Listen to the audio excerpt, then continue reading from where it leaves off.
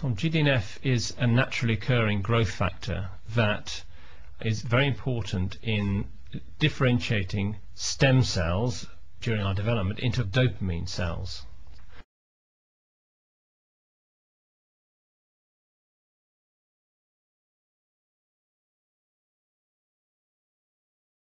We've also treated 5 patients, and we've delivered the growth factor into the brain using pumps which are implanted in the abdomen, and then they're connected to tubes which then deliver the growth factor directly into the brain. We have seen within a few months quite significant improvements in the patient's function, in the mobility and what they're able to do. We've also been studying the dopamine receptors in the brain using a scan called a positron emission tomography scanner. And here we attach a radioisotope onto dopamine, inject it into the body and see where it goes. And we have seen an increase in the number of terminals in the part of the brain that becomes increasingly deficient of terminals in Parkinson's disease. We've seen a 30% increase where we might normally see a 20% fall off per annum. And that's a very strong indicator that we are actually reversing the disease process. When will this be available to the general public? The first thing that needs to be done is to incorporate large numbers of patients to see whether there are going to be significant side effects. These things take about 4 or 5 years. Could you make it 4 years and not 5 years? I'm sick to death of 5 years. 4.5. Yeah,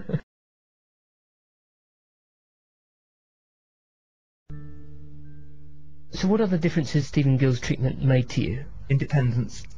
I do a great deal more on my own. Prior to the surgery, you would never see me out of the house without a friend.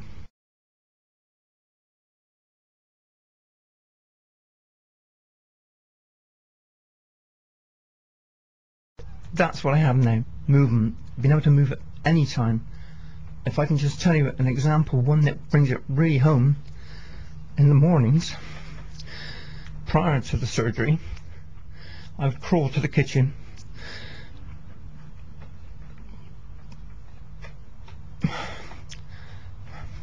to take the first pills of the day, whereas now I get out of bed and I walk as well as anyone. I walk as well as anyone. No. I can see from your eyes how you feel about that.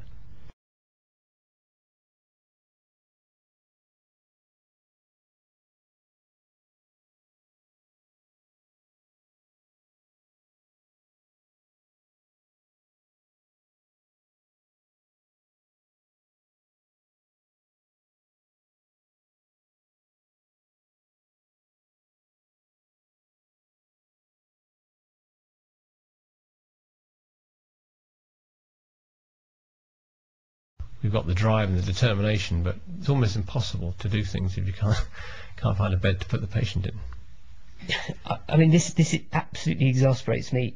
It doesn't take a scientist to see the sort of improvement to people's lives you're making, and yet you're not being funded. Is the government doing enough to help you? It's complicated because the intellectual property regarding gdnf is owned by an American biotech company, and if groups such as the MRC or the Wellcome put in large sums of money to demonstrate the efficacy of this drug, then the people who ultimately benefit financially are going to be the American biotech company.